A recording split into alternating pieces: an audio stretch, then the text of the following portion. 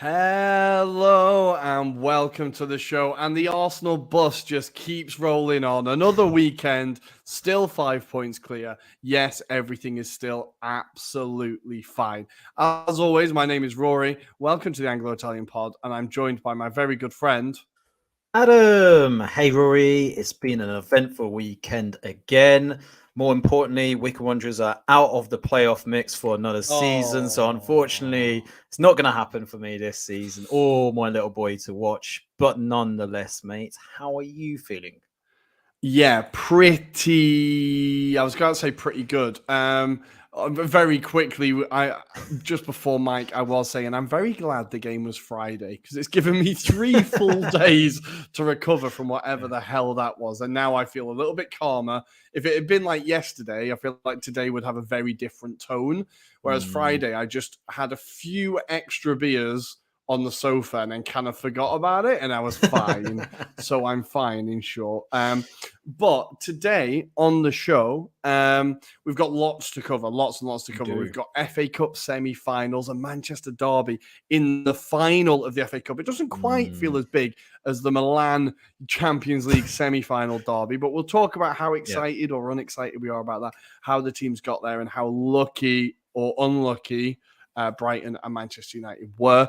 We've got lots to talk about in the Premier League. Of course, we're going to find time to laugh at Spurs. This time it's a bumper edition, guys. They have had a hell of a week. And we're, of course, going to talk about Arsenal and just how much they seem to be bottling it and what was a haunting Friday night. Adam, in Serie A, what are we going to be covering over in Italy? We'll be talking about a certain relegation fight, and it seems to be between Hellas Verona and Spezia as they played out some interesting results over the weekend. We'll also reminisce about Inter getting back into league form for once, not cup form, but league form for once. I want to also talk up Palladino and the work that he's doing at Monza, but we'll also end off in Turin for that big game that happened last night, Rory. And boy, was it an atmosphere in Naples after that result? That's for sure. All I could see was Osimhen and Kvara on a bus embracing all of Napoli, essentially, and their fans. But Rory, it was a pleasure to watch that match for the last 5 minutes anyway. Yeah. I think it was a bit of a drag, the rest of it, but you just knew it was on the edge of exploding, and it did explode. But guys, that is what we've got coming up in the show. We're going to talk Premier League first, and we're going to do it right after this.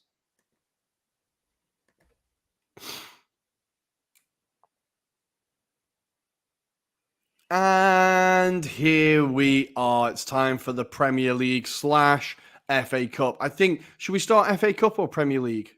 Let's start with FA Cup. That was nice, short and sweet. FA Cup. We've got a Manchester derby FA Cup final, people. Only two things stand between Man City winning the treble. A struggling Arsenal team and a slightly lucky Manchester United team. This is going to be an interesting one. If we start with Manchester City and how they made it to the final. Now, we were talking about it on Friday's show. We were talking about it. I predicted it to be a little bit closer than it was. You kind of said that City would be comfortable and they'd breeze their way through it. Congratulations, you seem to be right. But I think Sheffield United didn't really put out a full strength team. I feel like they kind of rested a few players. Their eyes were definitely more on securing that automatic promotion spot in the Championship, getting back into the Premier League. But they did start the game well. What did you make of Sheffield United before we get on to Man City? I think it was always going to be a tough ask, to be fair. I think the quality golf was just evident on the day itself. But that said, I mean, maybe a performance we kind of expected, especially given the quality that Man City have. And this despite the fact that they pretty much rested about 5 or 6 key kind of first teamers. This is lights of Ruben Diaz and, for example, Kevin De Bruyne. But pretty much the way I anticipated, as we predicted on that Friday show. And I was a bit disappointed, to be honest. I think I was expecting a bit more from Sheffield United, given the performances that they had kind of demonstrated on the way to that semi-final. It's a shame that a lot of attention was made up about the attendance on the day. But nonetheless, great achievement for them, fair play. but an easy passage for Man City. What about yourself? How did you kind of call this game, and how do you? I think the one kind of thing that stood out for me was that second goal by Mahrez, where the defender doesn't know where to go with him, and Mahrez breezes past him and then tucks it away. But that kind of summarizes their performance, I feel. Yeah, it did. It was a massive, massive golfing quality, wasn't it? And I think like what we're seeing with Man City is that they do have 2 full 11s, and like Mahrez is a player that kind of has never really cemented his team in this, like never really cemented his place in the starting lineup.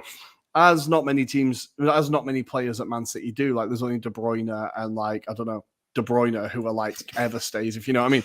But like. So he's never really nailed down a place, but then every time he plays, you're like, this guy's world class. Like he always just gets goals, scores hat tricks, puts penalties away, whatever it is. He just, every time he comes in, he does an incredible job. And you remember just how deep City's squad is. So I think straight from the off, you could see that it was a bit of a golfing quality. I think for Sheffield United, it was disappointing that the attendance wasn't sold out. But I think if you're a Sheffield United fan, you've got to come down from Sheffield. Tickets are probably extortionate. You've got to pay to get to London, cost of living crisis and all that. And you know deep down that you're probably going to lose. I think it's a difficult one to kind of swallow. I think it's nice to have a day out in Wembley. I have a friend, Pete, friend of the show, who was at the stadium. He had an incredible day. Like, obviously, anytime you get to go to Wembley is amazing. But I do feel like at times there could be a little bit more joined up thinking, and if you've got 2 northern teams, put it in a northern stadium, put it at Villa Park, put it at Old Trafford, whatever it is, and just make it a bit easier for people to get there, because it is expensive. And I think like now for the final, we're gonna have 2 northern teams going down to London for a final. I know, like, look, they've got to pay off Wembley somehow. Like they've got to try and pay off how much it costs. But I feel like if you want the atmosphere at the stadiums and you want the trophy and the competition to be treated how it should be, you need to be a little bit more flexible with it. And I've never liked the semi-finals at Wembley idea. I've never liked it. I always think it's what you earn when you get there, if you know what I mean. But I think, and talking about on the pitch, just unfortunately no surprises for Sheffield United, and Man City work their way through. That's all that can be said, really. It's just efficient from Man City, isn't it? It's what they are. It's not particularly exciting unless you're a City fan, but they get the job done. On the other side of the bracket, as the Americans would say, we had a bit more of an intriguing one. Manchester United 0, Brighton 0. Manchester United win 4-3 on penalties. I think it was 5-4 on penalties. 6-5. 6-5. Yeah, 6-5. Oh, 6-5. It went to sudden death, didn't it? 6-5 on penalties. Lindelof. I thought this game was really enjoyable for a 0-0. I thought I really could not take my eyes off it. I thought it was absolutely fascinating. I thought the biggest takeaway here was that the transformation in Brighton from, I remember when they were in the bottom division playing Crew, they were at the Wivdean Stadium. They were being kept up by a independent record label like Skint Labels. Right? It was the only thing keeping them in business. Like, I remember that club was on the edge of going out of existence. And now, in a mere 20 years, whatever it is, they are going into an FA Cup semi-final against Manchester United as the favourite. And they dominated the ball. I think marginally they had the better chances. I think they played better on the day. I think, as is always the case with Brighton, if they had a bloody striker, they could have won that game. I find it mad that they can pluck 8 wingers from the Paraguayan third division that are all absolutely world class, but they can't find one striker. It's like, I think that's the one thing in Brighton scouting where you're like, okay, you need someone who finds strikers, because Dennis Undav, I don't know how good he's ever going to be. That first touch was unlucky, and it was, towards the end of the game, but he did come on. He couldn't have been tired. It was just that lack of quality at the end. But I think Brighton were outstanding. Manchester United equally did what they needed to do. They knew they weren't going to dominate the ball. They defended well, I think. De Gea made some good saves. Wan-Bissaka against Mitoma, that's the quietest and the best job I've seen done against Mitoma, I think. I think Wan-Bissaka genuinely had an outstanding game. And I think Man United in the end, experience just told? Or was it just the fact that Solly March spooned that over the bar? What do you think? I think it's probably he's not used to those kind of scenarios, as you can imagine most players aren't. Going into a like semi-final FA Cup penalty taking round. But I feel like Brighton, like you say, if they were just a quality striker away from possibly reaching the final. I thought actually Matoma had a very good game. I just felt like it was always going to be tough against Wan-Bissaka, who's got the pace. But to be fair, I felt like he kind of contributed a lot of the attacking play, forced a lot of the issues, especially when he came on the inside. That's where the trouble started to become a bit more evident, and they were a bit wary of him cutting in. And I think that was very evident from the off. I feel it was just a combination of just that through ball as well at times. I feel like Brighton, if they were a bit more kind of, I suppose, just a bit more wiser with the possession, I think is fair to say, because especially I think towards the last 20 minutes of normal time, you could tell a bit leggy. They were starting to feel a bit more legs, and that's where the experience of United's players were coming into it. That said, I think there were some really poor games from Man United players, like Anthony. I thought it was very disappointing on the day. I mean, he was very lucky, I think, in that first instance where the McAllister free kick happens within the first 10 minutes, if you recall. Yeah. I'm surprised if that wasn't in the box, that would have been a penalty. I think that's the differences we're talking about. And I wonder if they're starting to rethink about how they play Anthony, or whether that's just a kind of sign of maturity that he needs to develop, because certainly he's getting very hot and cold, isn't he, at the moment? It's an interesting one because he's worked with Ten Hag before. Obviously, Ten Hag had him at Ajax, so you'd think if Ten Hag is developing players and he's like coaching players to be like, developing them, that he'd have got a bit more out of Anthony already, because I think he's the most predictable and least imaginative player. I think there was a moment when he cut inside, and you'll be shocked to hear this, he cut inside and hit it with his left foot, right? But what he did, Fernandes was wide open on the right, and Fernandes just started screaming at him, who had a fantastic game, by the way. I always slag off Fernandes, but he was unbelievable. He wanted that, and I thought he really caused Brighton problems the entire game. He's still a misery, whinging, massive rats. That's how I describe it. Prick, but he played very, very well. But Fernandes was screaming at him to give him the ball. And I think it's not only that, Anthony's predictable, is that he's unable to think about anything else at the moment. It's just like he has no imagination for any other thing. And I think Erik Ten Hag needs to start saying to him, right, we need to expand your game, because they did spend 80 odd million on him, 100 million on him, whatever it is. Yeah. And he's got less goals than Nicola Pepe did in his first season. And Nicola Pepe got absolutely brutalized for being a flop. So let's just think about it, right? If you know what I mean. So I think, Anthony was massively disappointing. If he just, all he seems to do is like stare angrily at people when things don't go right. He just like, and just doesn't move, just stares. Pause, and you're like, mate, you're not that good. You can't have that like arrogant swagger that you seem to be displaying. But I think, he was massively disappointing. Anthony Martial was hilarious as a front option, because I don't understand how he's still at Manchester United. I know nobody wants to buy him, but frig me, he is not interested in football. There's nothing about him that screams to me he loves playing the game.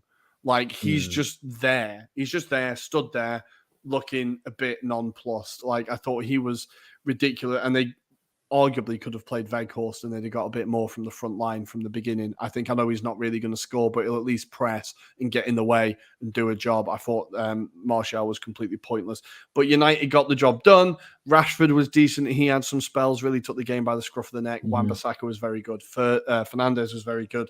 I feel like Shaw did a pretty good job at centre-back as well. That's like maybe a short-term fix. We saw him at centre-back earlier in the season as well, I think.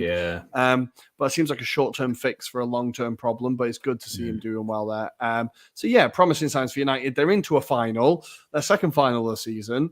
Ten Hag having a very good season, but they are coming against Manchester City. Now, I can't see anything but a City win here. I know United's record against City isn't actually that bad, and it's a derby, so you never know. Exactly. But as an Arsenal fan watching this City team, I feel like they're not going to lose a single game now. And I feel like they're going to lift the FA Cup, right? How do you see this final going? Do you think it'll be a decent game? I can't see it being a good game. It might not be the most enthralling game, but then again, I think there's a lot on there for both teams. So, for example, for Ten Hag, he wants to complete a double. For example, in his first season, that would be amazing. And I think there's shouts already to say he's the best manager they've had since Fergie's left. You can definitely back that up, potentially in terms of the fact that he's won the amount of like titles potentially in his first season. I mean, Mourinho got a treble, right? Yeah, I mean, well, double, wasn't it? Treble, not the treble, not treble. A treble. No, but Pep's got the opportunity to do the treble as well this season, which would be massive for Man City, I feel. Like I say, I think they're going to focus on the two key ones, though, the Premier League as well as the Champions League. So let's wait and see. But this would be the cherry on top, shall we say? I think that would be the cherry on top. Really, he hasn't actually won the FA Cup that much. I feel like, weirdly, his record in the Cup is a bit mad, like, because Arsenal have knocked him out a few times in the FA. It's the only time we ever bloody beat him is in the FA Cup. But so I feel like he kind of feels like maybe he should have won this more. He should have more of these in his. So maybe it will be a bit of focus on it, but I can't see anything beyond a City win here. I think it will be a really cagey game. I think that obviously the pressure is going to be turned all the way up. But we're going to leave the FA Cup there for now. That's something to look forward to at the end of the season. And we're going to take a switch to the Premier League. And we're going to start with, let's all laugh at Spurs, the bumper edition. This was some of the greatest comedy, unscripted comedy I've ever seen in my life. I put the game on and the missus was like, why are you watching this? Why do you watch Spurs? And I was like, just in case. I was like, if they take the lead, I'll just turn over and watch the Italian games. But I need to see how this goes. Bloody hell. That was the worst performance, that first 25 minutes, I've ever seen from a Premier League team, ever. Any team. Derby, that was worse than that. The Leicester Southampton 9-0, it was worse than that. That first 25 minutes was laughable. Now, I know that Stellini, who has now been sent to pasture, he really rolled the dice on this one, right? He went from a back three to a back four with loads of defenders that cannot play in a back four. And two wing backs who aren't wing back. Well, they can't defend. Perisic is a winger, and Pedro Porro, we've seen attacking wise, he's pretty decent. He's pretty threatening. Defensively, he's pretty lacking. So it was a ballsy move. It was a very ballsy move, and obviously it didn't work. Now, at St. James's Park, early goal. That's the last thing you want to give at that place because you felt the atmosphere. Literally, the roof came off, and rocking, it just felt like an avalanche heading towards Spurs, and they were unable to move. Now, the one that made me laugh the most was, I think it was between the fourth and fifth. Were they the ones that were scored immediately after each other? It was the third and fourth. It was like immediately. Like Spurs kicked off. So they showed the replay of the goal, and they hadn't even had time to show Spurs kicking off or Newcastle winning a free kick, and the ball was just going back into the net again. Yeah. And I really want to know what happened in that break because all I saw was, in my head, Spurs have the kickoff and then Newcastle have a free kick. I don't know what happened. And then it was literally 5 passes. 1, 2, 3, 4, 5, goal. And nobody in the Spurs team moved. Now, I'm going to get your opinion. Obviously, Stellini did fuck this one up. But I've said it before. At what point do you blame the players? They keep letting managers down, and there's no way he turned around and said to them, play in a back four, but none of yous move. Like, who holds the most responsibility here? And then we'll get on to Daniel Levy. I think there's a collective responsibility here for that performance. I mean, obviously, I think Stellini, straight after the match, kind of put his hands up and said tactically he got it wrong, and he did try to rectify it, but it was too late by that point. But yeah, you're right. Players need to take ownership of that situation. I'm afraid what kind of was listening to a lot of the kind of, I suppose, analysis and the kind of reaction. I think the thing that really drums quite clear is that there was a lack of will from the players, because I think that's the thing that was most disgruntling for Spurs fans, is that they've made the effort to go all the way to Newcastle and then saw that within 20 minutes, basically. and It's a they were long journey as well, they you know. all straight away went to the train station down from the gate area in Newcastle and were basically heading back home because that was hideous. That was horrible in terms of performance, and I'd hate to see a team that puts in less effort than that Spurs team. I mean, that was for the amount they get paid as well. They get paid really handsomely well, right? Yeah. They had a week to prepare for this. It's not like they don't get to, it's not like they were driven from North London to Newcastle on that day. They are treated really well. So, I'm surprised there's not been an apology from Harry Kane. Not that I've seen it anyway. No, well, I honestly think at this point now, players apologising to fans almost makes it worse because you're just like, oh, sod off. Like, I'm sick of reading, we need to do better. The boys are really hurting. We go again next week. I feel like most fans are just like, just keep it to yourself and show us that you give a shit. Because I don't want to read something that your brother has written in his office. You know what I mean? Yeah. Crayon. I get what that. I mean? Like, I think it's. I don't think that's the funniest thing. Another funniest thing was that the Spurs. I think the Spurs account tweeted Harry's got his goal. Now is the Spurs.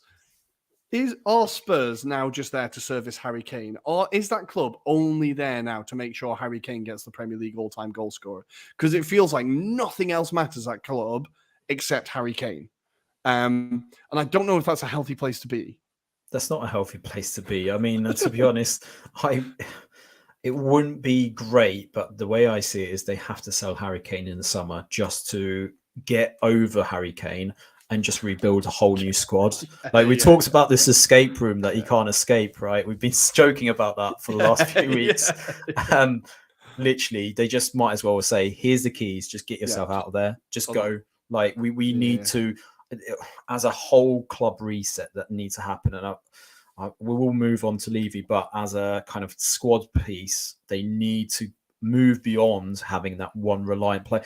And I think you've said it on the last pod. I think you said, Son and Kane are like the rest of them aren't on the same level as us. This is a problem though. You've got a whole batch of players that are mismatch, but they're not good enough. Not good enough to be like trying to challenge for that top 4, top 5. I mean, they're going to be outside of top 6 at this moment in time.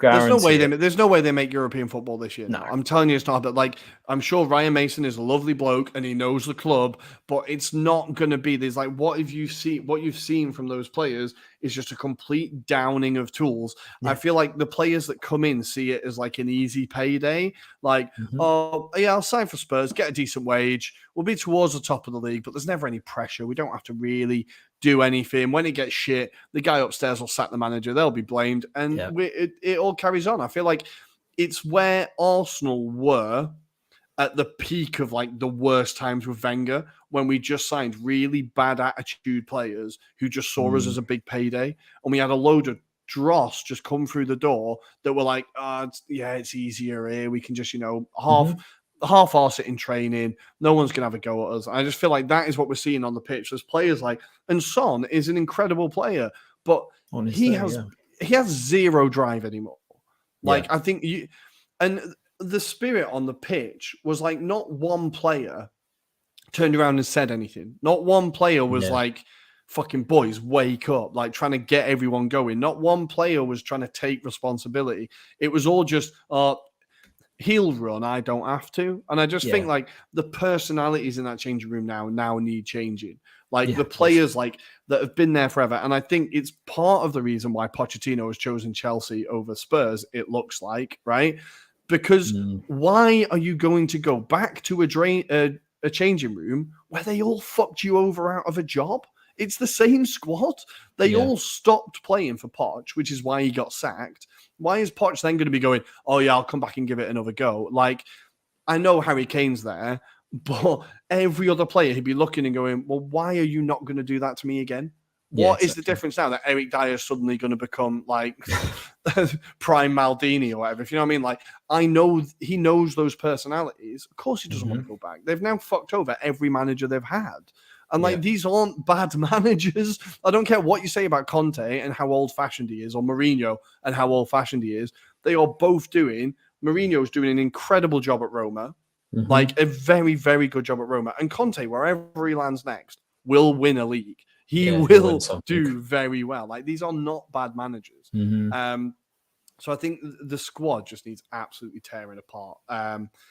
But for that to happen, they need the chairman to act and to pick an idea. And I think they've gone from Pochettino, when they were a club that had a clear vision, a clear idea, buy young players, develop, let's get this vision. It's like they've built a stadium and just gone, we made it. Good. Yeah, we've done it, boys. We're in this massive stadium. What else is there to achieve? So do you think at any point there is going to be a change in mindset from Daniel Levy or a sale? Because I think he's perfectly happy where he is. I think he's comfortable. He's comfortable. Look, he's at the end of the day, I don't feel there's any scrutiny on him in terms of the job that he's got to do there, which is to ensure the revenues are high, to pay off the interest and the loans that are being used against the stadium. And he's not going to invest necessarily into squad because he's done that a few times now, and he's probably gone, that was a wrong philosophy. That didn't work. And he's running out of ideas. And I think it's very telling that even in the build-up of like doing these replacements, there doesn't seem to be a clear identity of who they're going to go for. There's no strategy around what they're going to achieve. And by the fact that, they've sacked Stellini, they brought in Ryan Mason, he's a trusted guy by all accounts. But then how far does it go till Mason suddenly like finds himself out the door as well, because they're not in the top 6 anymore or something like that?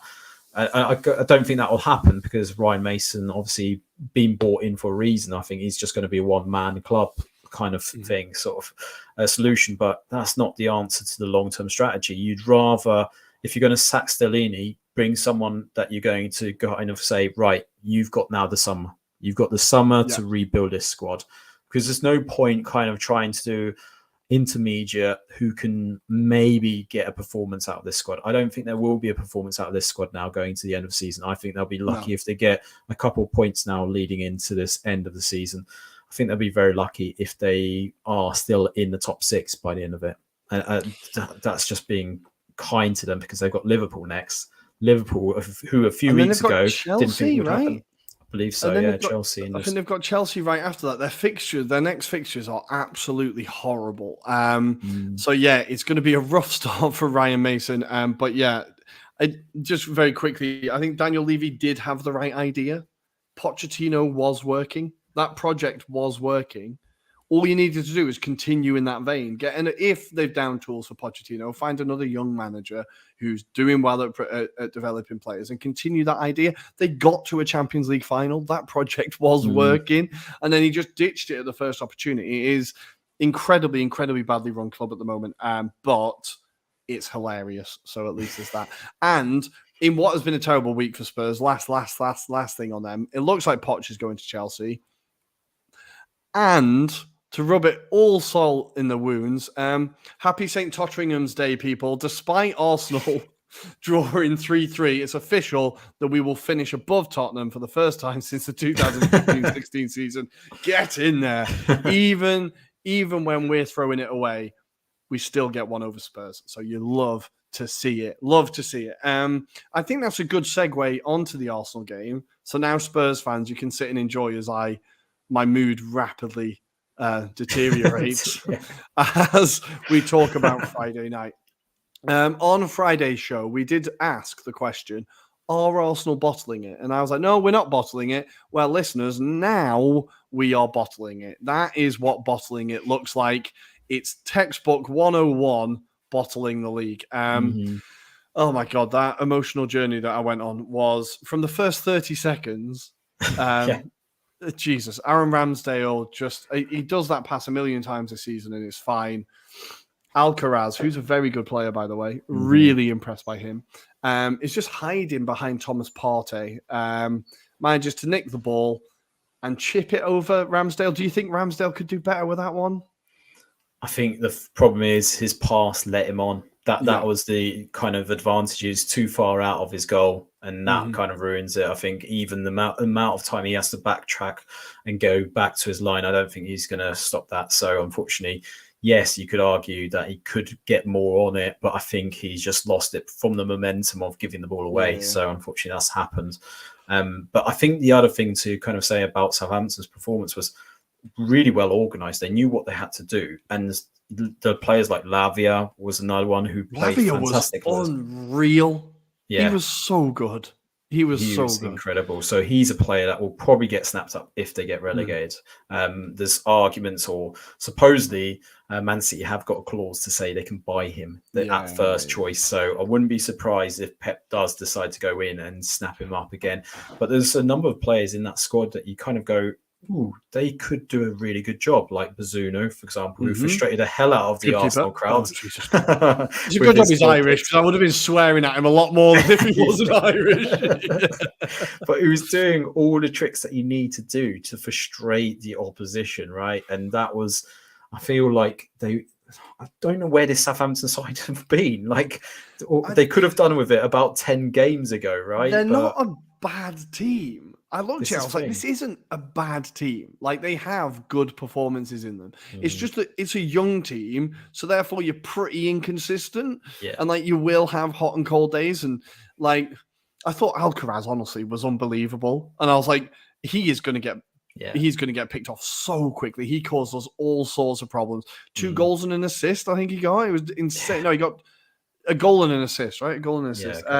Unbelievable performance from him. There's a lot of quality in that squad. And what you want at this time of year is kind of, you want to be playing Palace. You want to be playing like, I don't know, another not even Villa. Everton. Everton.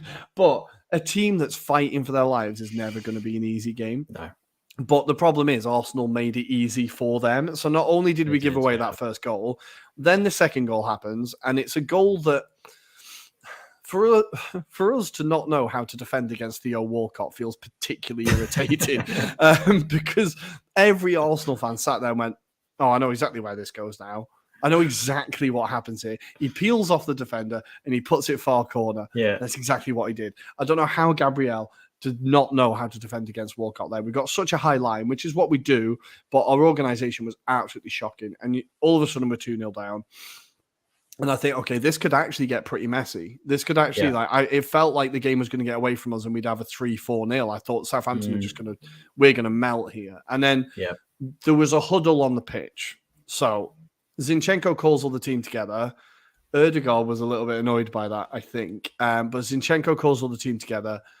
They collect their thoughts. Now, Gary Neville was really disparaging about this. And he was like, oh, it's all for show.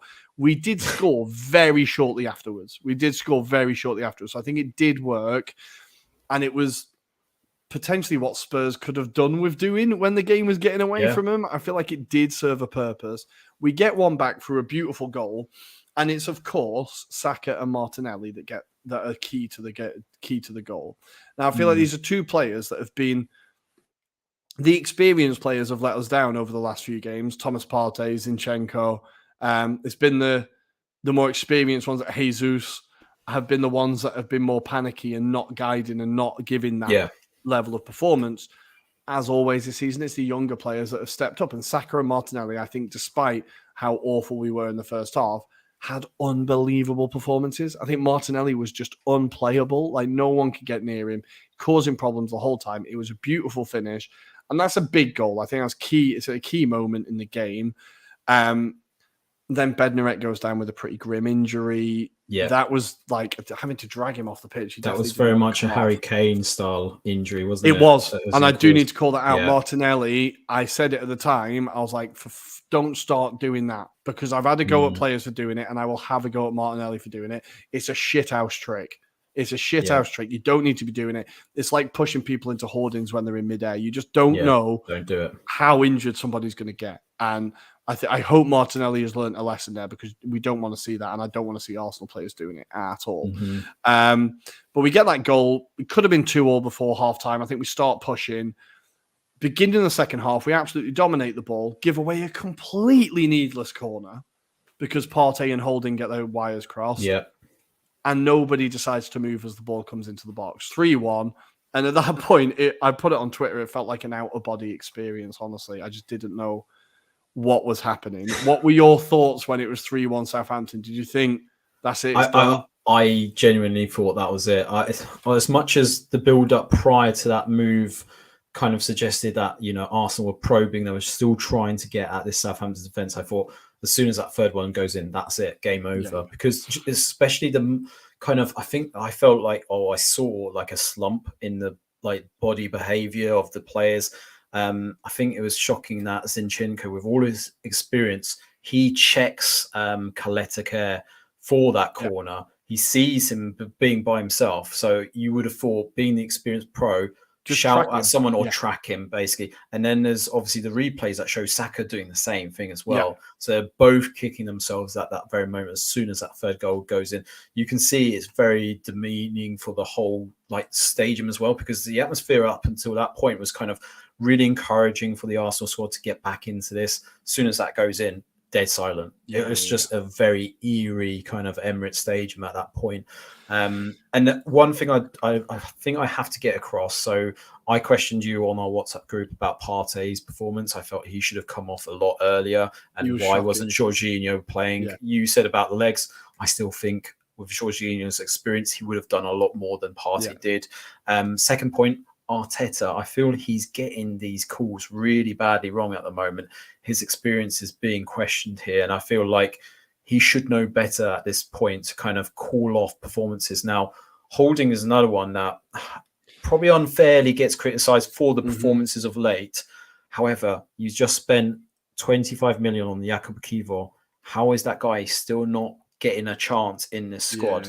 I don't understand. Even as like a defensive free at the back, surely that gives you an opportunity to have Gabriel or Holding beside him and making sure that they aren't getting pulled so easily at the moment.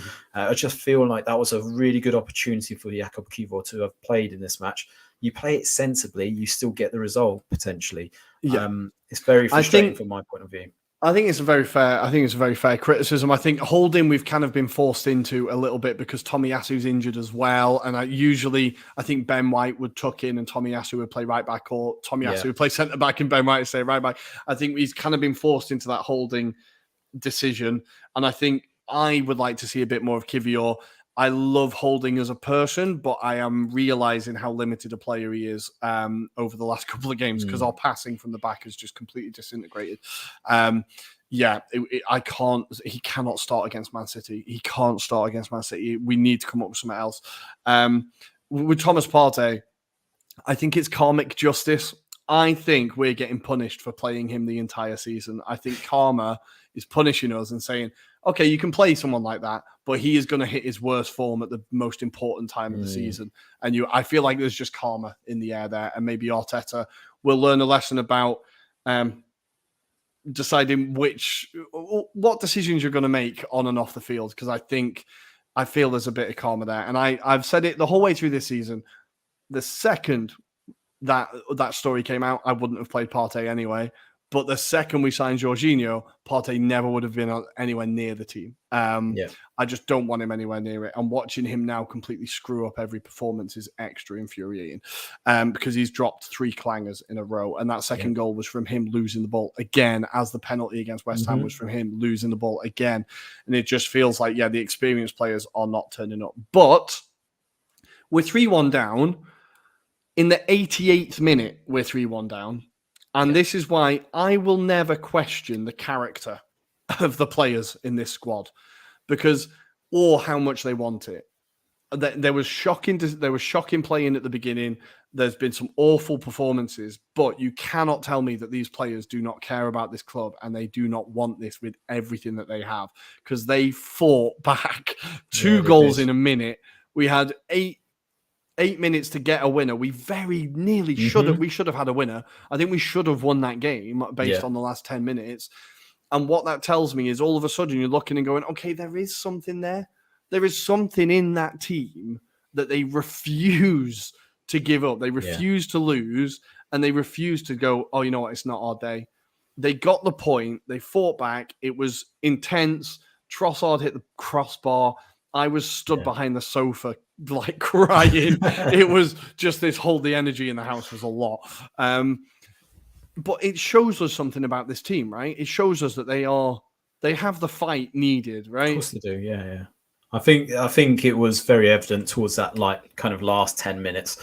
They were trying their very best to try and get back themselves into the match, but also it did feel like they were going to get a winner. It did feel like they were going to, and I don't know if maybe there should have been a penalty. It felt like at one point it was very hard to see from the angles, but certainly I think felt Jesus like was looking for it. Jesus, and that's what you expect. That's what you expect. Unfortunately, it's just a little bit of experience. Also, Partey when he had that, he just shot from distance. That was ridiculous. I mean, every player knows not to do that. You just bang it into the box. You do, or you at least pass it to feet, right? Yeah. You pass it to feet. If that is a 17-year-old off the bench who just fucking gets excited and spams it, you're like, all right, okay, yeah, fine. For one of your most experienced players to do that, when you've got Ben White and Ødegaard screaming for the ball, it just shows a complete lack of anything. Like, I was so angry when he hit that shot. I was just so angry because it just, what the fuck are you doing? We've got all the pressure. All of Southampton just go, okay, reset, boys. We've got another 2 minutes before we start the game. Let's just see this one out. Just complete brain dead level. Honestly, I was so fucking angry. But Trossard, 2 yards out, could have won the game. He could have won the game. If he was 2 yards further out, he could have won it. I really thought that was going in. But it's a point salvaged. The only thing that worried me was the body language after the game. It's the first time I've seen the players like on their haunches. They looked devastated. Now, what I wanted to see was, and I think Arteta did, to be fair, was to get all the players up, stand up, go and applaud the fans. Like, it's done next game. Like, I think he did try to get them going, but it's the first time I've seen their body language like, we fucked this. And 48 hours until we play Man City, basically. And frig me. We are coming into it in the worst form we've been in this season, I think. This is the worst form we've been in, 3 draws in a row. But at least they know what they've got to do. They can't. We have a clear objective. You have to win. You have to win. No draw is going to be acceptable. You can't lose this game either.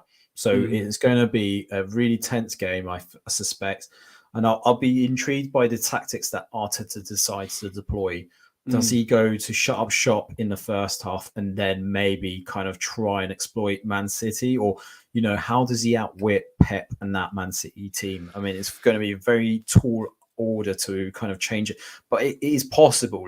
Look, you just got to look at the Champions League matches that Man City have lost and kind of work out what is it that kind of made it happen that way. Like, what did their other opposition do? And I think even the Liverpool game against Man City kind of tells you a lot that actually, if you're in their faces, they do not like it. They don't like it. So perhaps he needs to be a bit more smarter in terms of the personnel that he involves. I would drop Partey without a shadow of a doubt. Put someone like Jorginho, you put someone like Xhaka in the middle of the park to just. We missed Xhaka massively as well. To be fair, we did miss, like, Fabio Vieira did not have a good day at the office. He can't do that Xhaka role. I think there's a good player there. He's not physical enough yet. He's thinner than me. Like, the guy's scrawny, like. And he just looks a bit out of his depth at the minute. I would have Trossard in that midfield or start in straight away. I don't care. Trossard has to start. I know off the bench he has a really good impact every time he comes on, but I think he's a starter in that team. And I would arguably start him ahead of Jesus at this point and just be like, just do that false 9 role that he did so well before. The interesting one is the defense, because Saliba, it looks like he's out for the season now. So, bringing Kivo. I think throwing him in against Man City is going to be bloody rough, I think. And he's a left-footed centre-back, and we've got Gabriel as the left-footed centre-back. He wants a right-footed centre-back in that right spot. I think if we can get I don't know how far Tomiyasu is from fitness, but just pump him full of something and get him on that pitch for the City game, because we need someone there, or even play Thomas Partey at right back, because he can do it. Well, I would actually go with 3 in defence personally: Gabriel, Kivo, and Ben White. I'd go on the right hand side, Zinchenko, and you got Kieran Tierney at left back. Gives you the balance, right? So then you've got a solid kind of in the middle. Like I say, you have the 2 in midfield, so you have Xhaka and Jorginho, and then potentially off the wings you have your Trossard potentially and Saka, and then up top then you go with Martinelli. That's the way I would play it. Yeah. And that way you can counter attack, but you can still hold on to possession. And Martinelli can kind of divot and do lots of different things. If you get Trossard in behind it as well, if you can get them to kind of play into little kind of picks of like possession. And I think this is the thing, Man City can be dragged out of position. You just got to kind of weigh up who they're likely to play. Potentially I try and push down that left-hand side as much as you can as well. That's an opportunity for Arsenal. So there is a way to get at Man City. I just feel like you're just going to have to be clever with the way you kind of match up certain battles potentially. Yeah. No margin for error. We've lost the margin. AFC Finners, friend of the show. All right, mate. Comments. This could be a similar lesson Liverpool learned to having Solanke on the bench in the Champions League final. You can't win without depth. I saw a stat. Now, I thought I'd bookmarked it, but I haven't. So this is going to be a vague fingerprint of a memory of a fact. But I think it was that Arsenal have 9 players in the starting 11 that have played over 20 games in the Premier League this season, or it's 10, and Man City have 5. Right. Like they can recycle their squad a lot more than we can. And even though we are playing 1 game a week, and that should be an advantage, we do just have a small squad. We don't have that drop in quality is still quite steep. And that's why I think regardless of what happens, this summer is going to be a very big summer. We're going to spend a lot of money and there's going to be a lot of recruitments coming in, I think. But we will see. We've kind of previewed Wednesday before our weekend preview. So that's done. But we're going to move on to Serie A because I'm very aware of time. And of course, we've got carried away with Arsenal and spent too long. Elsewhere, Leicester won. Massive win. And I think that was it in the Premier League, Leicester won. And West Ham. West Ham was the other one we've got to call out. Huge win for West Ham against Bournemouth. Incredible scorpion falling forward flip goal from Fornals, which was worth watching. And Declan Rice needs to stop scoring because every time he scores, it's another 10 million on his price tag. And he is scoring every game at the minute. But beautiful to see. He's really hit form towards the end of this season. Feels like West Ham are pulling themselves out of it. So good work, Hammers. We'll have to get Tom Wayne on to talk Conference League at some point and the Happy Hammers. But we are going to go to Serie A. And we're going to talk all things calcio dopo questo.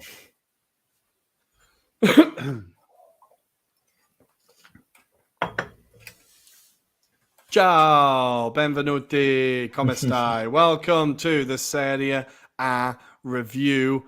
And we're going to start with, guys, we thought it was done. We thought it was done in January. But we have a relegation battle in Serie A. It looked like Verona, Cremonese, and Sampdoria were cut off. The gap was like 10 points at one point, I'm sure, if not bigger. And now Spezia have managed to drag themselves way into it. And Verona are starting to drag their way out of it. Adam, take us through what could be a fascinating relegation battle. Certainly can be. So we start off with what happened on Friday evening, and it was Hellas Verona taking on Bologna. Now, in this particular fixture, I think we both said it was going to be one of the maybe home form counting here, and certainly that's the way it played out because Hellas Verona had a fantastic performance against Bologna. Bologna weren't terrible by any stretch of imagination. Kirksey, who's up front for Bologna, did have chances.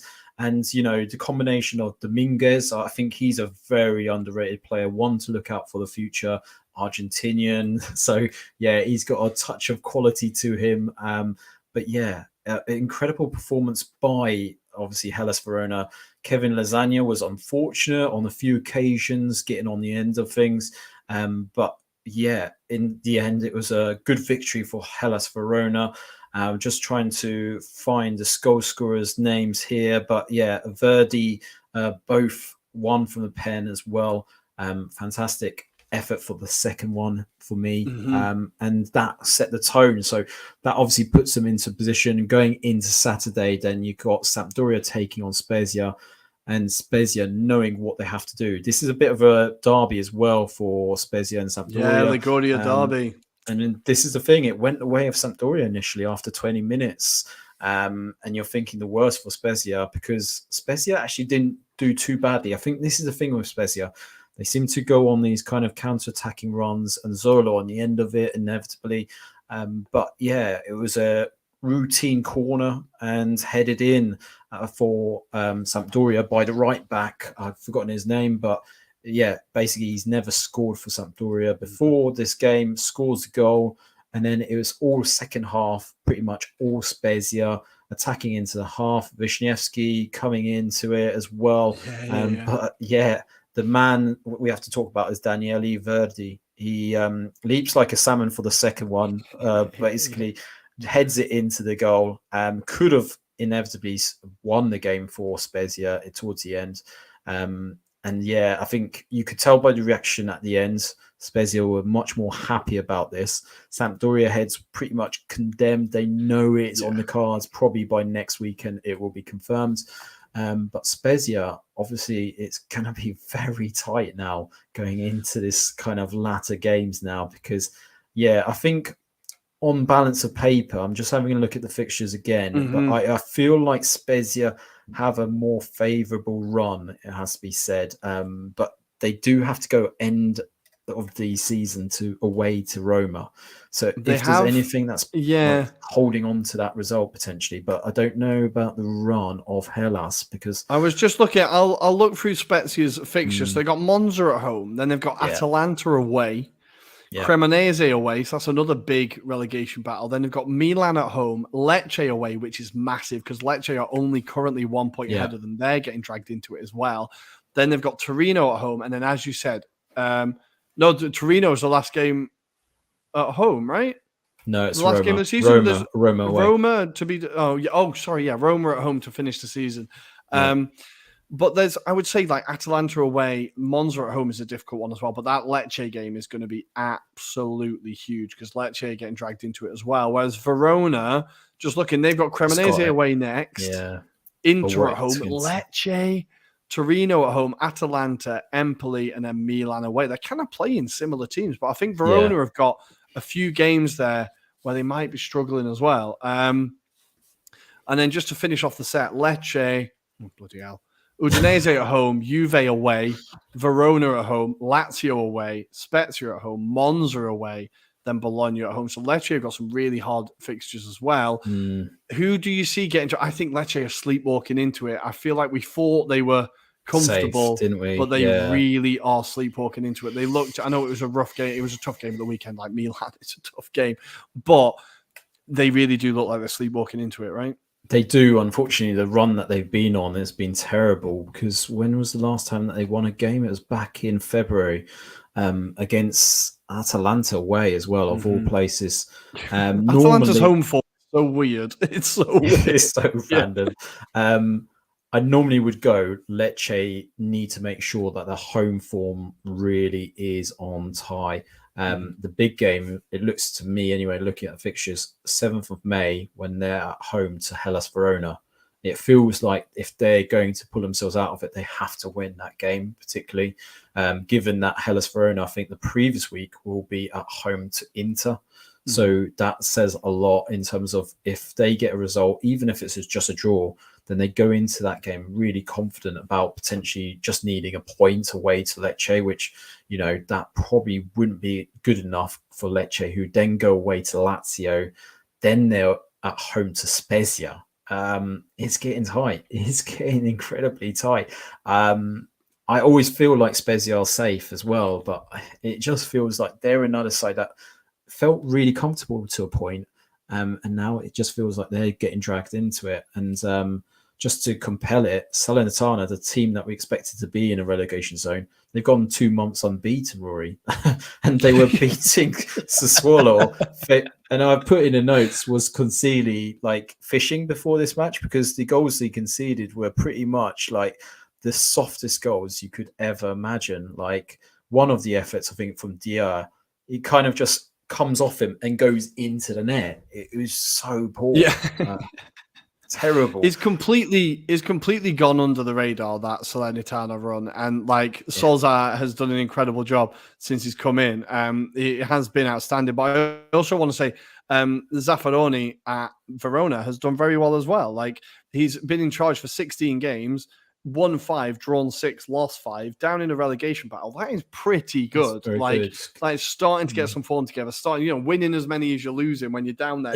Pretty good. So I think he's done a hell of a job there. And I think maybe those two teams making those managerial changes could be the difference. Samp, it was a little bit too far, I think. But it seems like Spezia are going to get dragged in, or the one... Like, they've not made a managerial change, and it seems like he was kind of starting to panic in that game, and they're all starting to panic. Yeah. So it'll be a really interesting battle down there. I did very quickly want to say as well, for Verona, Verdi was at Salernitana last year, and he scored some really key goals to keep them up. So they've done very well in getting someone with a bit of nous on how to stay up. So even if the Scudetto race looks like it could be over, maybe, we do have a relegation battle to keep us going. Adam, I'm going to put you on the spot. Who goes down? Lecce. Just to keep your missus happy. I know, yeah, she'll be very happy. She will be very, very happy. When I put them on the TV the other day, she was like, why are we watching these? I was like, all right, sorry, right, okay, good. I like Scudetto. What can I say? Sorry. I think... Yeah, I kind of think Lecce, their form is so piss poor. Like, Spezia and Verona are kind of getting the odd result, whereas Lecce is just loss. And they really struggle to score goals. Like, they've scored 38 goals. No, they've scored 26 goals all season in 16 games compared to, like, although not many of them have around them, to be honest. But I feel like they really, really struggle to score goals. One thing I will say, Lecce were unlucky against Milan. They did hit the post from Bamba. Strafezza is another player that on his day, he can be a match winner for them, to be fair. So it's just getting the combination right, to be fair. And the fact that they only lost 2-0 to Milan, I think, they did have the opportunities to get themselves back into this match. So you never know. Maybe it is going to be revitalized by the very nature of you could be relegated next season. We'd love to see Basciaretto back in the Serie A league as well for next season. Yeah. So from that, well, they have got the best defense of the teams down there. Like the teams that are involved, like Lecce have conceded 38, then it's Spezia 49, Verona 44, Cremonese 57, Sampdoria 52. Like that's.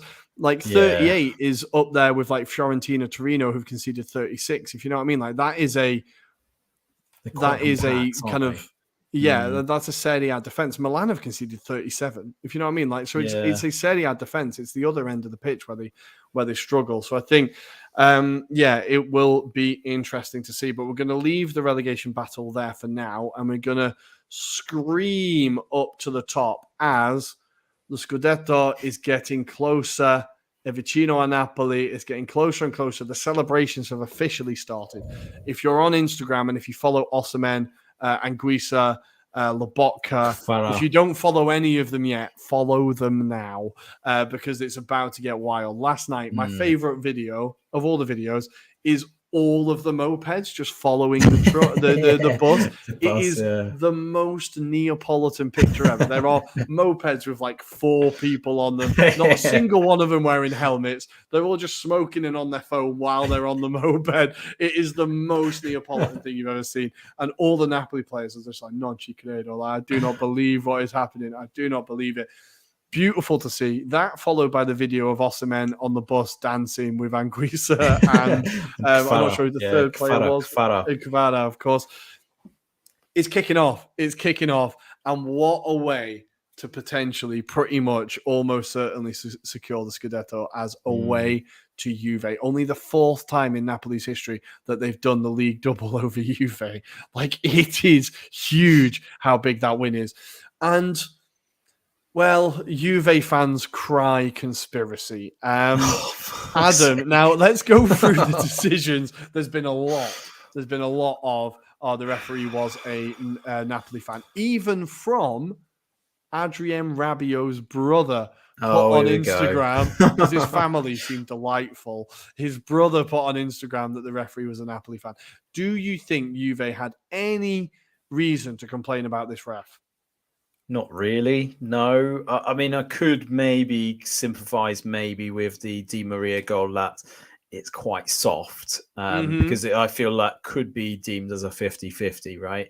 But ultimately, I think the way the referee judges it is that he gets the man before the ball, if that makes sense. Even though the momentum didn't kind of show him taking out the man as you would traditionally kind of associate with those kind of challenges, you definitely feels like that's the one that they might have a gripe over. But that said, the performance from Juventus was shocking. Like to defend at home when you're in that position, it was terrible watching. I nodded off again, I think, in this match because it was that kind of match where I was like, Jesus Christ, there's got to be something to watch on a Sunday evening, like better than this. Like it was terrible to watch. Napoli had a lot of possession, it has to be said, and I did feel like they might be losing this game because of the way they were going about it. But I feel like Spalletti almost played his cards really well in this particular match because, like, look, if you're going to have a team like Juventus defend like the way they did, then it's very hard to kind of penetrate into them. And you could feel the frustration of Osimhen, for example, at times. He was digging his heels in, trying to get the best out of any kind of balls that came through to him. But Gatti, I felt, had a very assured performance in that Juventus lineup. Again, he's a player that should have probably played a lot more this season for them. But yeah, I mean, Raspadori, he comes out with that performance and that goal. I mean, it was great work. In fairness, obviously, it was his run that kind of starts it off, if you recall, because he does that 1-2 with Osimhen on the left-hand side. Bulga then goes on the right-hand side where Zielinski kind of rings or draws out the kind of midfielder, plays it to Elmas. Elmas dinks it into the box, and Raspadori just unmarked and hammers it home past Szczesny. I mean, it was beautiful sights. I don't know about you, but the Juve players getting a bit argy-bargy about Napoli celebrating in front of Juventus fans was a bit weird as well. There's a big thing going over there as well. Yeah, there's a big thing in Serie A about, celebrating on people's grounds. And I think it is a bit more like culturally significant than it would be in the UK. I feel like it feels a bit more like people take it much more personally than we would in the UK. But every team does it. And you better believe Juve would have been doing it if they'd have won in Naples. Like, there's no way that if they hadn't got spanked 5-1 or whatever it was, they would have been dancing on the Napoli turf. So I don't think there's any argument there. I think you were fair with the referee. I think there was very little to kind of argue with there. I think it was a foul in modern football. That's a foul. We've seen it given. He makes contact with the player first. It is a bit of a wild tackle, I think, so I can see why the ref's giving it. The one that really pissed me off was Cuadrado diving. That was terrible. Now, if we talk about Fernandez being a punchable prick, Cuadrado is light years ahead of that bloke. Like, friend of the show, Uncle Sharma retweeted a party around my house when this dickhead retires. Like, and I think it's just all I saw was a player dive, and I went, "It's Cuadrado." Of course, it's Cuadrado. He's such a cheating little bastard. But I've seen Juve fans claiming that was a penalty. It wasn't a penalty. I'm sorry, but they did have 2 goals. The other goal was disallowed for it going out of play, right? But it was miles out of play. Yeah. Like it was well over the line. There's no argument there. But what we saw was Napoli of old. Now they've put this massive setback in the Champions League behind them. And what we saw, there was that run where they beat Milan in the last minute, I want to say, and they beat Inter in the last minute. Maybe there was like a run of games where they kept beating teams in the last minute, and it was just showing that fight. And I think what we saw there was that Napoli again, and they just refused to stop. They knew that they had to beat in a Juve there. They knew that they could get something, and they just kept pushing. And that Raspadori, it was a beautiful finish as well. It was a really nice goal. Like, to keep that calm in that moment. And I saw since Raspadori's had the comments of, like, I was shaking after the goal as I realized how much that could mean and how much that goal's going to be like in Napoli folklore forever now. And I just think it was a really, really, really beautiful performance from Napoli, and the best way to respond to what could have been a real wheels off moment of getting knocked out of the Champions League against Milan. And like, me and AFC Finners were chatting on Twitter, and I said it has been in the back of my mind that Napoli going to fuck this up, but I think they've just done it. And there's no one I'm happier for either than Spalletti. Like, it just, his comments after the game. So he says, every now and then you do look back. I've not traveled around in first class looking out of the window. It was by hitchhiking. So when you find yourself in a position to win this Scudetto, it repays you for all the sacrifices that you made over the years. Naturally, it's satisfying to be here.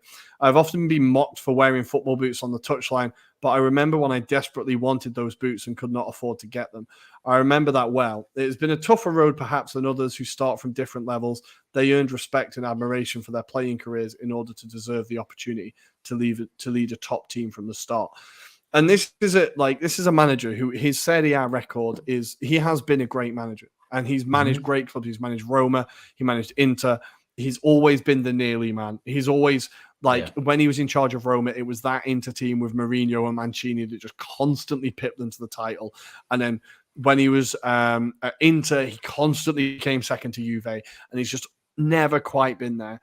And I think this is just, I could not be happier for a man who's worked so hard and done so much for Serie A and played such beautiful football at most of the teams he's been at, for him to get his first Scudetto at a club where it just means more. Like, I don't know if other Serie A fans will like hearing this, but a title in Naples means more than a title in Milan. It means more than a title in Rome. Like, it just means more. And for him to get that first title with them, I just think is absolutely beautiful.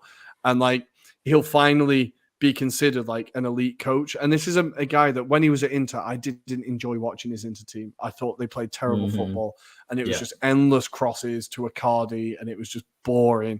And I honestly thought this guy's overrated. I just can't enjoy the football, and he's not doing anything with Inter. And then he's taken over at Napoli, and just, have you been surprised at how well he's done there?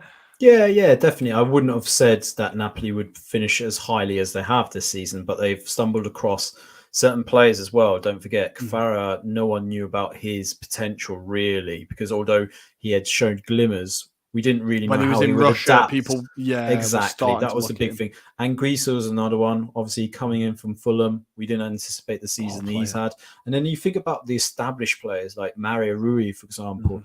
He was written off last season. Everyone was kind of leave him or let him go on a free transfer. He's not really needed here, for example. But, you know, he's built a fantastic squad as well along the sides of like the existing players. Raspadori coming here. I think Mateus Oliveira, who looks like the long-term replacement for Rui. I'm impressed by him. He's done really well for Uruguay in the past. But I feel like there's still a lot of elements that they can improve on. Rahmani, I think, has been a bit hit and miss of late, but he's been solid for the majority of the season. Min Jae, what a signing that's been, for example. I didn't see that happening, especially when you kind of say Turkish league. Like, how good can this guy actually be? Replacing Koulibaly, the icon of the team for the past 10 years or whatever. Exactly. So this is the thing. And I also think about Fabian Rui, who left, obviously, Napoli, went to PSG. And I kind of went at the beginning of the season, I think they'll regret that. I thought he had some good games for Napoli. And that turned out to be the biggest BS ever, because he's turned out to be absolutely useless at PSG. And that's paid off favorably for Napoli. And I think you look at the strategy, they are really well endowed at the moment. De Laurentiis is going to make a mint of whoever wants to buy his players now going forward. Wouldn't be surprised if Spalletti even might kind of decide whether he wants to stay there, because I mean, you know, this is a tough ask now going into second season. He'll be considered a hero regardless, right? But does he go out on that shining armor, you know, with his horse and just go, I've called it a day. Call it a day now at Napoli. I've done my duties. I feel like he's a really loyal bloke. I feel like he'd just be like, no, I'm here until you don't want me here. I honestly feel like he's just like, and he could see, like, we've seen how open Serie A is over the last couple of years. Like, we're heading into this is our third season, and we're going to have our third different Serie A title winner. Like, it's pretty crazy. You don't get that in the Premier League, right? So I think Spalletti knows how open it is, but that also means there's a door open there to dominate. Like, there is a chance there for one team to really make that jump and be like, right, we can set up a legacy here. And I think, why not Napoli? They're a very well-run club. They've got a young team there with lots of talent. very well coached. And Spalletti, if they are, and they seem to be willing to back him and mold the club to him, he could really make this a team that's like not just one Scudetto. It goes on and wins a few and becomes like the great, if you know what I mean? Like there's an opportunity there without being like hyperbolic. I think like there is an opportunity there because we're seeing a lot of teams at the same level in Serie A, and that's great because it means competitiveness. But if one team can get out there and really push, it'll be incredible. The problem is for them holding on to these players because Osimhen is going to go. Kvara has signed a new contract, I think, so I don't think he's going to be going anywhere immediately. Osimhen, I think, is probably gone. So the problem for them is post this season, how much that team can they keep together, I suppose. But I don't want to focus on the negatives for the Napoli fans. Enjoy the wins, right? Enjoy this because it's going to be incredible. And yeah, just could not be happier for Spalletti. But for Juve, they've had their points back, but they've now, I was looking at their fixtures. Their last win in the league was on the April the 1st against Verona at home. Since they have lost to Lazio away, they lost to Sassuolo away, and now they've lost to Napoli at home. Now, they're a team that we've said have been struggling attacking-wise for a while. In those games, they've scored a grand total of one goal. They have scored one goal across those games. So that didn't take long to count. Is it again? What is going on at Juve? They need to find a way to make Vlahovic work. They need to find You've got Vlahovic, Chiesa, and Di Maria. That is not a bad front three. That is a very good front three. How do they make this? How do they make this work?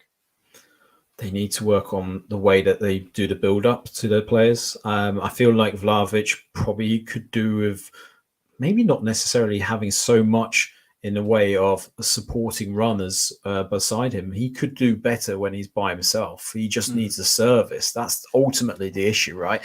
But even in this match, Chiesa is a right wing back again. Like, what the hell is going on? Like, are you saying this talent that has scored you so many goals 2 seasons back is now a right wing back? I'm sorry, but Allegri's lost the plot. And I'm sure that's what Juventus fans have been saying for a long time, that they've just not said it because the form has been spectacular up until recently.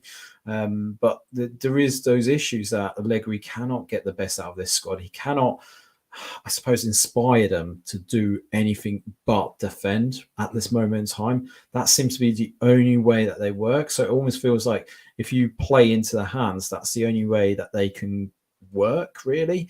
It almost feels like, something fundamental has to happen. But I don't think ultimately it goes back to what we said earlier in this season's pod. They cannot afford to sack him, unfortunately, regardless. Even if they get, say, the money from the Champions League to sack him, they're going to have to get a new man in charge.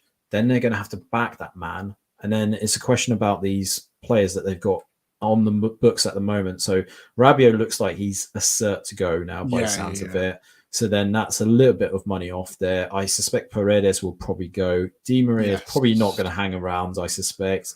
So then you're recouping some costs there.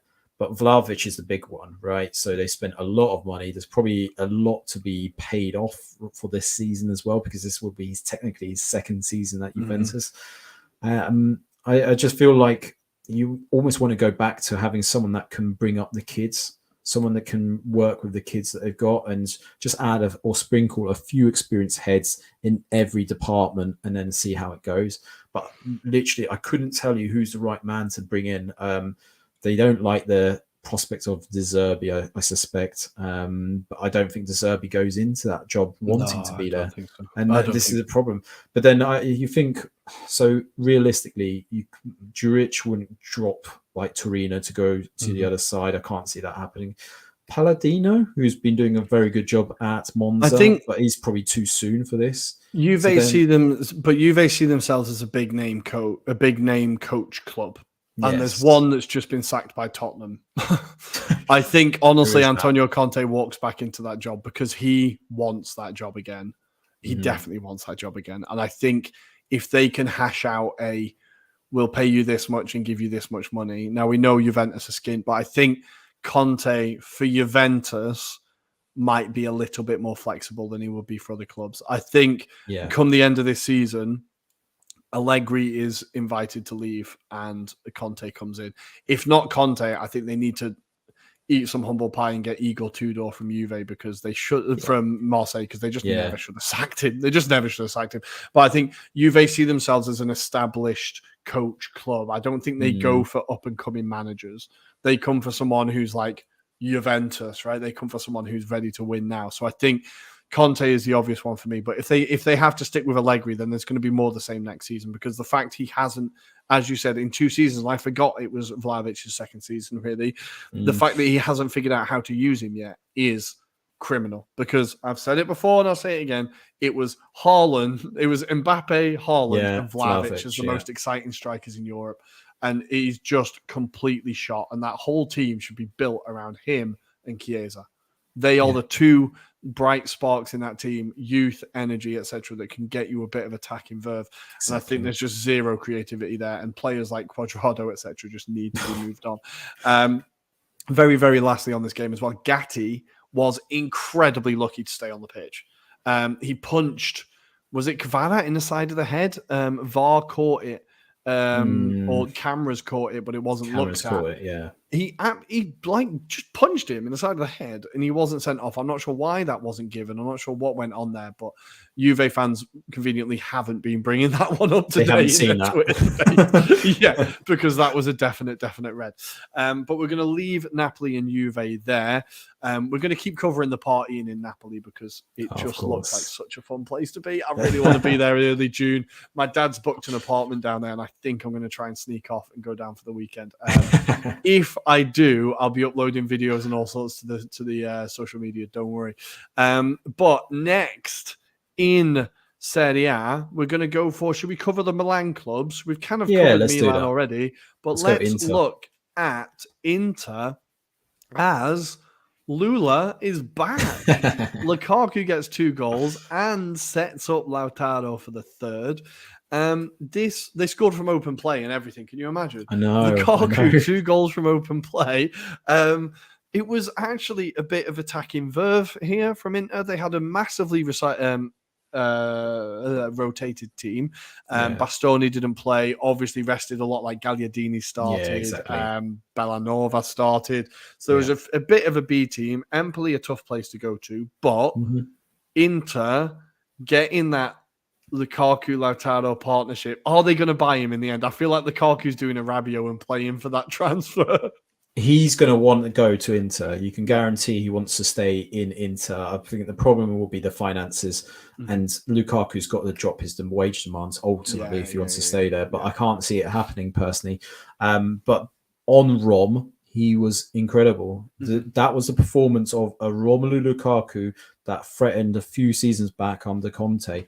That was the site that you did not want to play against. Now, Empoli, yes, they made it easy. They didn't really do the duties that you expect, and they made it easy for Lukaku, but he was incredible because he was the driving force at times. You know, he was the one that set up his teammate Martinez for the 3rd goal. This first one, he takes fantastically well. It's 2 great finishes, 2 really nice finishes. It was the second one that I was most impressed with, but I mean, even the first one, the fact that that is his weaker foot as well, and to kind of get that on target the way he does, it was just impressive, really impressive. And the way he kind of goes about his duties. I mean, if he can display that for the rest of the season, then he's got a chance of getting a contract somewhere, potentially in Europe. And do you know what? If he does end up at Chelsea and decides he wants to play for that club, that would be a good place for him, to be fair, with the amount of service that he could get out of those midfielders. Any one of them. Any one of them, basically. I mean, it's incredible. I think they could get a tune out of him. But the problem is I can't see him staying there because I think he's burnt that relationship with Chelsea, full stop. Given that there's new ownership, potentially there'll be a new man at the helm by the beginning of next season. They might give it a shot. They might give him a chance. But they could do with a big physical striker. Poch cooking with Lukaku would be quite exciting, I think. But yeah, Lukaku, you're right. The second goal was really beautiful because it was those 2 step-overs and then just an absolute blast into the net. And it was that confident, strong, fast Lukaku that we saw, as you said, under Antonio Conte. Really beautiful performance from him. I like seeing a happy Lukaku. I really do. I like him as a bloke. He's a great player to watch on his day. And I just think whatever you have to do to keep him happy, just do it, because you've got one of the best strikers in Europe on his day. And if you can keep him there, I thought I really, really enjoyed that performance, and seeing him and Lautaro enjoying their football again, even for that brief 20-minute window, whatever it was really nice. And I think for Inter, it's a bit of a spark of like, okay, let's build on this.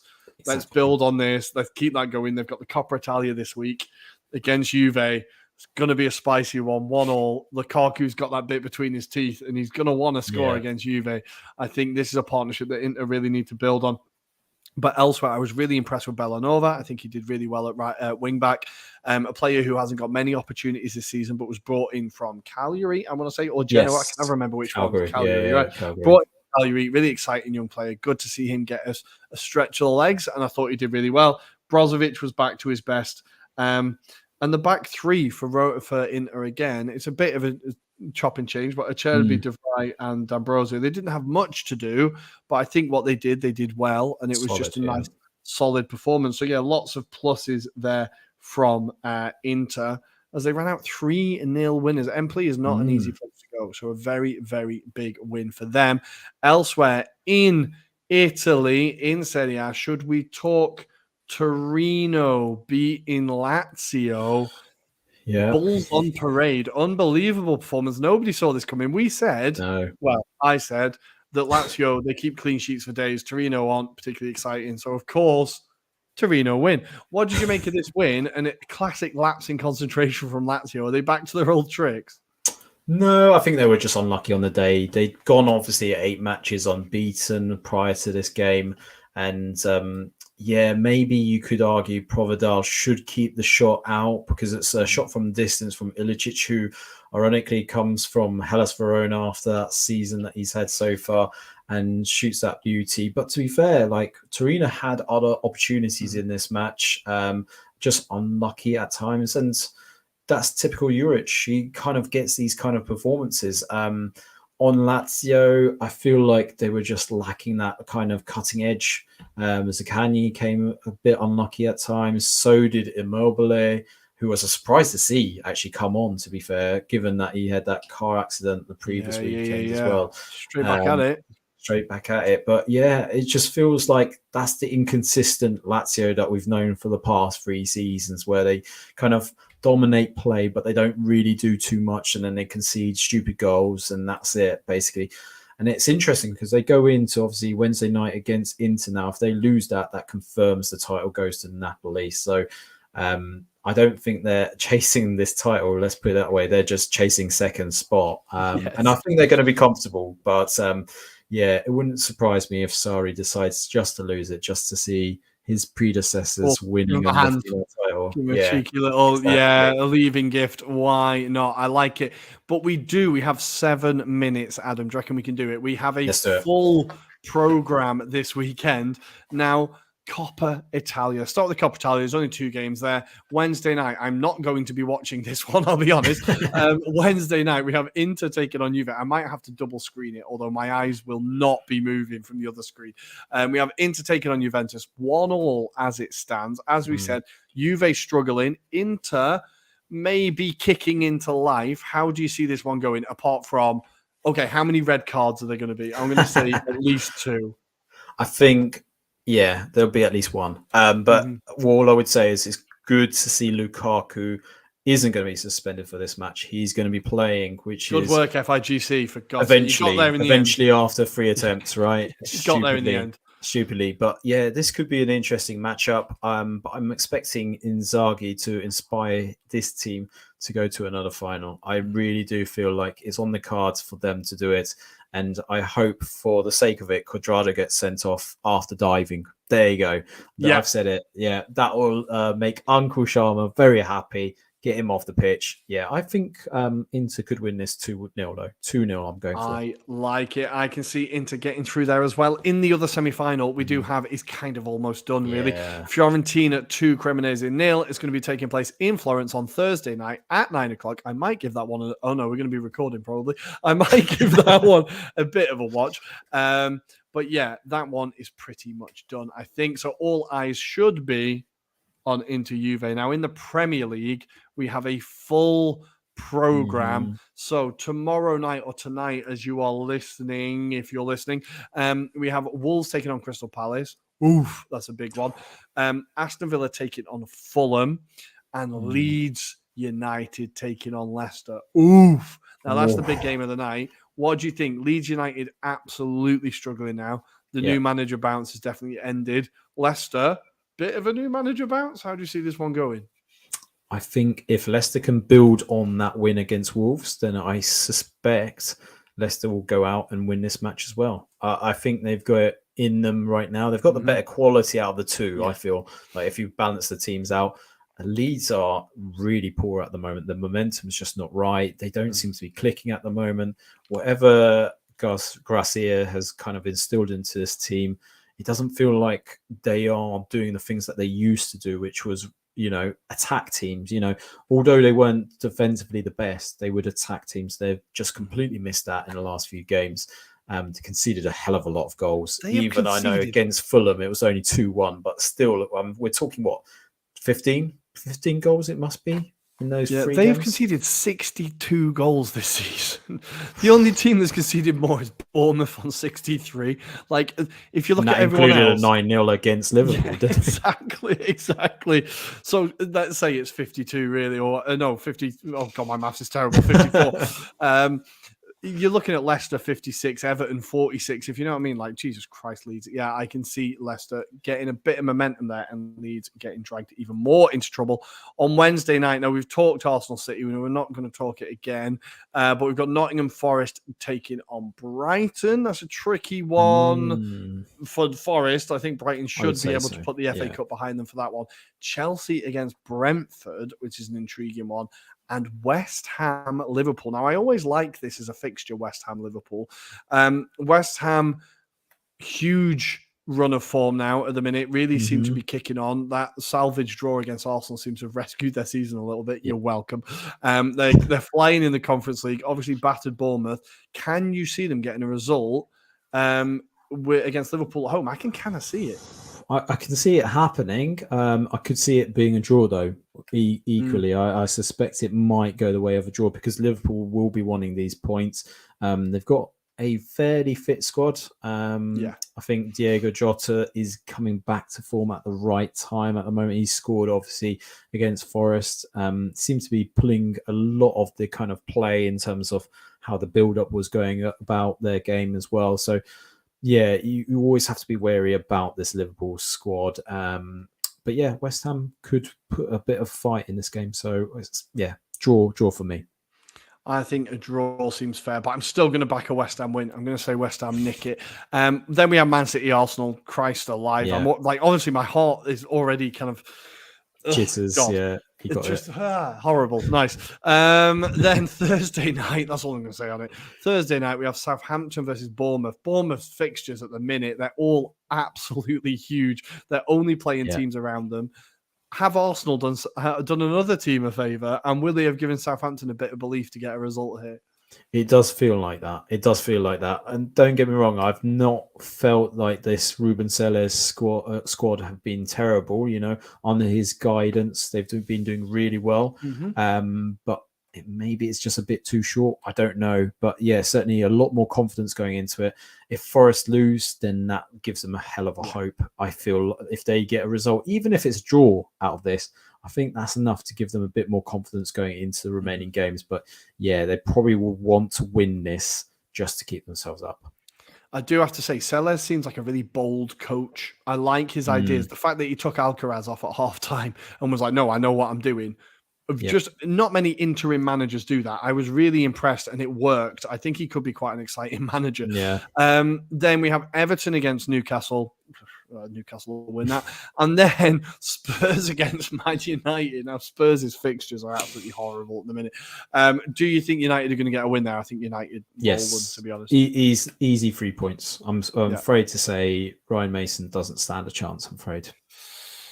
Damn. On that note, guys, I hate Tottenham United because I just wish they could both lose. But on that note, we're going to bid you adieu, arrivederci, and we will see you on Friday. I think we have an episode on Friday, yes? We're aiming to, yeah. We're aiming to episode on Friday. They're more official. There will be an episode on Friday. We will see you there. I will either be full of the joy of spring, or you might see just my feet dangling from the top of this screen, depending on how the result goes, but you will know. Guys, as always, thank you for following us. Thanks for watching. Thanks for listening.